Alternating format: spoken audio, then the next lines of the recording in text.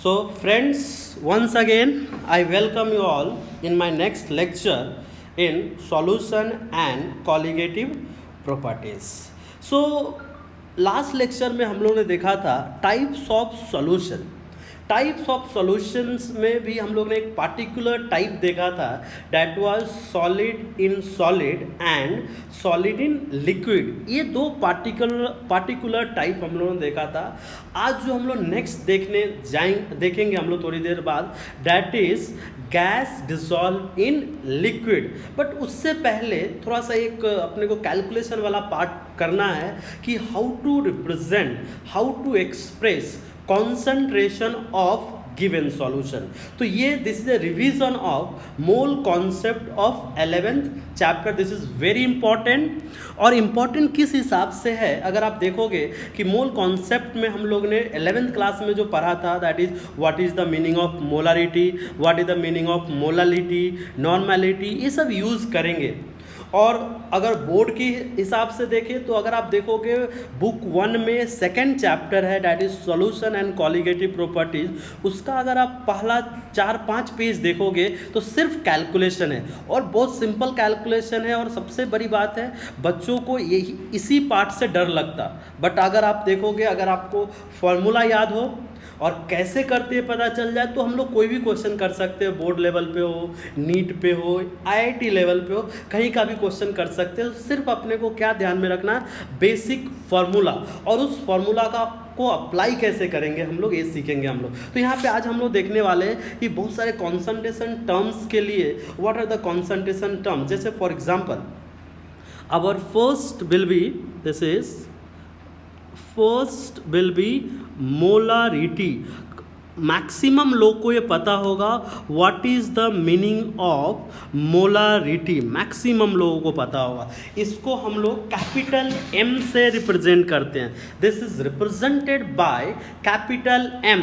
और एम का formula again बता दूं क्या होता है। दिस इज डायरेक्ट में लिख रहा हूँ, शॉर्ट में थोड़ा लिख रहा हूँ। This is N upon V.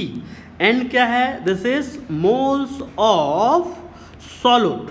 N क्या है, मोल्स ऑफ सॉल्यूट। और V क्या है, दिस इज वॉल्यूम। ध्यान रखिएगा, this is volume of solution. ये यहाँ पे थोड़ा कंफ्यूजन हो जाता है लोगों को। ये जो वॉल्यूम है हम लोग पूरे सॉल्यूशन का लेते हैं, सिर्फ सॉल्वेंट का वॉल्यूम नहीं लेते हैं। जब हम लोग क्वेश्चन करेंगे तो वहाँ पे जैसे एग्जांपल मान लीजिए बोला गया कि 40 gram of sodium hydroxide is dissolve in 200 millilitre of water. तो यहाँ पे आप वॉल्यूम ऑफ सॉल्यूशन 200 मिलीलीटर नहीं पकड़ सकते हैं जब तक ये मेंशन नहीं है क्वेश्चन में, neglect volume due to solute. तो प्लीज ये क्वेश्चन पे थोड़ा ध्यान में रखिएगा। अगर आईआईटी वालों को थोड़ा सा आपको फंसाना हो तो यहाँ पे फंसा सकते हो कि वॉल्यूम किसका लेना, पूरे का लेना। अगर मान लीजिए सॉलिड का आपको डेंसिटी दिया हुआ है तो अपने को टोटल वॉल्यूम में सॉल्यूट का भी वॉल्यूम इंक्लूड करना होगा। नाउ सेकेंड इस पे क्वेश्चन करेंगे, मैं सब पे एक एक क्वेश्चन करके बताऊंगा। मैं जैसे यहीं पे कर लेते हैं क्वेश्चन। जैसे बोला गया है कि 40 gram of sodium hydroxide, that is 40 gram sodium hydroxide जो है 2 लीटर और यू कैन से 200 मिलीलीटर वाटर में डिसॉल्व किया गया है। 40 gram sodium hydroxide 200 millilitre water में डिसॉल्व किया गया है। और यहाँ पे मैं बोल रहा हूँ, प्लीज ध्यान रखिएगा, नेग्लेक्ट वॉल्यूम ऑफ सॉल्यूट। जब तक ये इंफॉर्मेशन क्वेश्चन में नहीं दिया हुआ है आप टोटल वॉल्यूम 200 मिलीलीटर नहीं ले सकते हो। तो बहुत सिंपल है। सबसे पहले n निकालेंगे। n बहुत बेसिक पे जा रहा हूँ मैं, सीटी लेवल पे ऐसे क्वेश्चंस आते हैं कि n क्या है, दिस इज मोल्स। मोल्स का मतलब होता है गिवन वेट, और गिवन वेट यहाँ पे क्या है 40 अपॉन मॉलिक्यूलर वेट। मुझे तो याद है molecular weight of sodium hydroxide 40, but आप कैलकुलेट कर सकते हो, that is 23 + 1 + 16, this comes to 40 and this is directly we have 1। तो n की वैल्यू आ गई, हम लोगों ने n कैलकुलेट कर लिया। नाउ वॉल्यूम, तो मैं फिर से आपको जस्ट रिमाइंड करा रहा हूं, अपने को टोटल वॉल्यूम लेना होता है, बट जो कि क्वेश्चन में दिया हुआ है, नेग्लेक्ट कीजिए सॉल्यूट का वॉल्यूम या सॉलिड का वॉल्यूम। तो वॉल्यूम क्या हो जाएगा 200 मिलीलीटर। और एक और चीज फॉर्मूला में ध्यान रखिएगा, जो ये वॉल्यूम लेते हैं हम लोग लीटर में लेते हैं, मिलीलीटर में नहीं होता है। तो directly we will get m equals to 1/2 that is 0.5 you can say, और 1/2 डायरेक्टली मोलर लिख के आप काम चला सकते हो। ओके, सो दिस इज, इस पे डिफिकल्ट क्वेश्चन करेंगे हम लोग थोड़ी देर में। नाउ सेकेंड टर्म जो कि इस चैप्टर में सबसे ज्यादा यूज होने वाला है, that is called as molality. Spelling में डिफरेंस है, प्रोनाउंसिएशन में डिफरेंस है, ध्यान दीजिएगा। दिस इज मोलालिटी, और इसको हम लोग कैसे रिप्रेजेंट करते हैं, स्मॉल m से रिप्रेजेंट करते हैं। और स्मॉल m का फॉर्मूला क्या होता है, इसके फॉर्मूले में भी ध्यान दीजिएगा।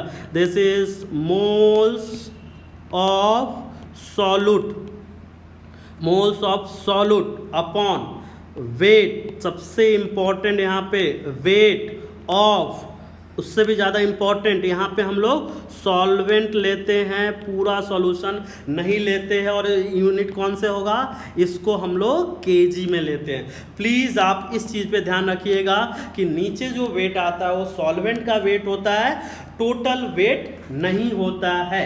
तो ये चीज़ आपको ध्यान में रखना है। जैसे कि अपने को बोला गया है कि 40 ग्राम ऑफ, जैसे मान लीजिए बोला गया है 40 ग्राम ऑफ सोडियम हाइड्रोक्साइड को हम लोग ने 100 मिलीलीटर वाटर में डिसॉल्व किया है, 100 मिलीलीटर ऑफ वाटर में डिसॉल्व किया है, और आपको बताना है कि इसकी मोलालिटी कितनी होगी। तो मोलालिटी के लिए सबसे पहले moles already 40/40, this is 1, direct molality, number of moles आ गया, this is number of moles, number of moles आ गया। अब अपने को वेट ऑफ वाटर निकालना है, weight of water, because solvent यहाँ पे क्या है, वाटर है। तो किसका वेट निकालना होगा अपने को, वेट ऑफ वाटर निकालना है। तो अब यहाँ पे एक इंफॉर्मेशन आपको आना चाहिए कि वाटर की डेंसिटी 1 ग्राम पर मिलीलीटर होती है, मतलब 100 मिलीलीटर मीन्स 100 ग्राम। ये चीज़ प्लीज़ ध्यान रखिएगा, वाटर की जो डेंसिटी होती है दैट इज 1 ग्राम। ये जनरली आपको क्वेश्चन में इंफॉर्मेशन नहीं दिया होगा, बट अगर आईआईटी में आता है तो लोग सब देते हैं इंफॉर्मेशन, उससे नहीं डरना है। बट नीट या सीईटी में जनरली इस इंफॉर्मेशन को स्किप कर देते हो। तो क्या ध्यान में रखेंगे, डेंसिटी ऑफ वाटर इज 1 ग्राम। तो डायरेक्टली हम लोग निकाल सकते हैं स्मॉल m की वैल्यू क्या होगी, दिस इज 1। एंड एक और चीज़ ध्यान रखना मत भूलिएगा कि यहाँ पे जो वेट है कौन से यूनिट में ले रहे हैं हम लोग, केजी में, दैट्स व्हाई दिस इज 100 और डिवाइड 1000 मतलब this is the case and this directly comes to 10। तो प्लीज ध्यान रखेंगे, this is called as molality. इसके अलावा वी हैव कॉन्सेंट्रेशन में क्या यूज करते हैं हम लोग, नॉर्मेलिटी, बट यहाँ पे अपने को इसको अप्लाई नहीं करना है, सिर्फ आपको एक फॉर्मूला बता देता हूँ, यहाँ पे अपने को यूज नहीं करना है। This is what, normality equals to number of equivalent. अगर जिनको नहीं पता है प्लीज 11th क्लास का मोल कॉन्सेप्ट रिवाइज कर लीजिए। This is number of equivalent upon volume of solution. यहाँ भी सॉल्यूशन लेते हैं हम लोग, और इक्विवेलेंट में जो है दिस इज फॉर सॉल्यूट। इस पे मैं क्वेश्चन नहीं करूंगा बिकॉज अपने को यूज नहीं करना इस चैप्टर में। नाउ सेकेंड इज, ये भी काफी यूज होगा यहाँ पे, that is called as mole fraction. तो एक्चुअली ये मोल फ्रैक्शन बहुत इजी है। मोल फ्रैक्शन क्या है, जो मैथ में हम लोग फ्रैक्शन करते हैं, दैट इज एक्चुअली मोल का फ्रैक्शन लिया, that converts to mole fraction. जैसे मान लीजिए, कैसे डिफाइन करूंगा, जिनको भी डिफिकल्टी आ रही है समझने में, डिफाइन करेंगे हम लोग। जैसे अपने पास दो गैस है ए एंड बी, ये दो गैस है, और बोला गया है कि ए का मोल्स Na है और बी का मोल्स Nb है। और सबसे इम्पॉर्टेंट चीज़, जब भी मोल फ्रैक्शन निकालेंगे, एक चीज़ जो अपने को ध्यान में रखना है कि ये ए एंड बी आपस में रिएक्ट नहीं करने चाहिए। अगर ए एंड बी आपस में रिएक्ट कर गया, in that case we will not able to define mole fraction. So mole fraction अगर देखिएंगे मोल फ्रैक्शन क्या है, जैसे मोल फ्रैक्शन ऑफ ए निकालना है, एक्स से रिप्रेजेंट करते हैं, ये स्टैंडर्ड है केमिस्ट्री के हिसाब से, तो ध्यान रखेंगे this is mole fraction of A that is equals to N of A upon N A plus N B. उसी तरह से मोल फ्रैक्शन ऑफ बी अगर डिफाइन करना है that is N A upon N A plus N B. So this is mole fraction. और एक relation जो बहुत सिंपल है, किसी भी सॉल्यूशन में मोल फ्रैक्शन का एडिशन 1 होगा, summation of mole fraction will be always equals to 1। अगर मैथ छोटा सा मैथ अगर आप यहाँ पे लगाते हैं तो आपको क्लियर हो जाएगा। X A plus X B add कर दीजिए, यहाँ पे देखिए X A plus X B अगर ऐड किया तो क्या हो जाएगा, this is N B. So this is N A plus N B upon N A plus N B and that is equals to 1। तो अगर दो कंपोनेंट है तो मोल फ्रैक्शन अगर किसी का ही होगा तो रेंज अपने को आना चाहिए। मोल फ्रैक्शन का जो रेंज होता है दैट इज 0 to 1। ये चीज अपने को ध्यान में रखना है, 0 भी इंक्लूडेड नहीं है, 1 भी इंक्लूडेड नहीं है। अगर 0 हुआ मतलब we don't have any solution, और अगर 1 है वी हैव सिंगल कंपोनेंट, ऐसे को हम लोग सॉल्यूशन नहीं बोल सकते हैं। तो मोल फ्रैक्शन का रेंज क्या हो गया, 0 to 1। जैसे एक बहुत बेसिक लेवल का क्वेश्चन कि अगर दो कंपोनेंट है, एक का मोल फ्रैक्शन 0.4 है तो दूसरे का कितना हो जाएगा 0.6। तो क्वेश्चन में जनरली एक ही मोल फ्रैक्शन आपको मिलेगा और वहां से हम लोग दूसरे मोल फ्रैक्शन कैलकुलेट कर लेंगे। ओके नाउ सो ये चीज ध्यान रखेंगे। एक और चीज थोड़ा सा इंफॉर्मेशन रह गया, मोलालिटी सिर्फ एक ऐसा कॉन्सेंट्रेशन टर्म्स है जो कि टेम्परेचर पे डिपेंड नहीं करता है। Do not depend on temperature. अब आप याद कैसे रखोगे इस चीज को, तो याद रखने के लिए बहुत ही सिंपल टेक्निक है कि मोलालिटी में वॉल्यूम नहीं आता है, और वॉल्यूम नहीं आना मतलब PV इक्वल्स टू nRT, मतलब टेम्परेचर का कोई रिलेशन नहीं। दैट्स व्हाई मोलालिटी में हम लोग मोलालिटी एक ऐसा कॉन्सेंट्रेशन टर्म्स है जो कि टेम्परेचर पे डिपेंड नहीं करता है। इस चीज को ध्यान रखेंगे हम लोग। सो ये कुछ कॉन्सेंट्रेशन टर्म्स है। इसके अलावा बहुत बेसिक लेवल पर का है, जैसे कभी कभी बोला जाता है परसेंटेज W/W, कभी बोला जाता है परसेंटेज W/V, कभी बोला जाता है परसेंटेज V/V। तो थोड़ा सा इसके बारे में बता देता हूँ। अगेन जिनको तो मैथ आती है उनके लिए कुछ भी नहीं है।